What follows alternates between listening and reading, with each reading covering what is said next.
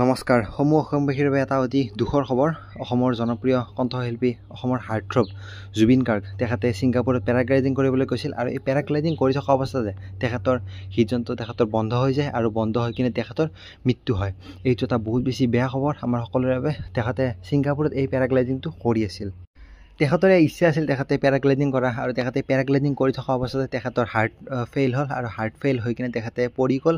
পৰি কিনে তেখেতে সাগৰ পৃষ্ঠৰ পৰিছিল, সাগৰৰ পাৰতে চাগে পৰিছিল তেওঁ, আৰু পৰি কিনে তেখেতৰ এই মাত্ৰ তেখেতৰ বৰ্তমান মৃত্যু হৈ গ'ল। এইটো আমাৰ সমূহ অসমবাসীৰ অতি দুখৰ খবৰ। তেখেতে পেৰাগ্লাইডিং কৰিবলৈ গৈছিল আৰু পেৰাগ্লাইডিং কৰিবলৈ যাই এই দুখৰ খবৰটো আমি সকলোৱে পাই গ'লোঁ। এইটো বহুত বেছি দুখৰ খবৰ। মোৰ ভিডিঅ'টো বনাওঁতে মানে মোৰ বুকুখন বৰ্তমান কঁপি আছে। মই ভালদৰে কথাই নক'ব পৰা নাই। তো আমাৰ সমূহ অসমবাসীৰ বাবে এটা কেনেকুৱা এটা খবৰ হ'ব পাৰে। এটা যুগৰ অন্ত পৰিল, এটা এৰা, জুবিন গাৰ্গৰ এৰা, সেই এৰাৰ অন্ত পৰিল। তেখেতে আমাৰ অসমবাসীৰ বাবে যি এৰি থৈ গ'ল, যি আমাক অসমবাসীক দি থৈ গ'ল, বা সমগ্ৰ ভাৰতবাসী, সমগ্ৰ বিশ্ববাসীক তেখেতে যি দি থৈ গ'ল, সেই দিয়া তেখেতে যেনেকুৱা তেখেতে যি গানৰ লগতে তেখেতৰ কণ্ঠ যি আমাক দি থৈ গ'ল, সেই দিয়া আৰু তেখেত দ্বিতীয়জন আহিব নাহে, তো তাৰ কল্পনা নাই, তো সেয়া নাহিবও পাৰে।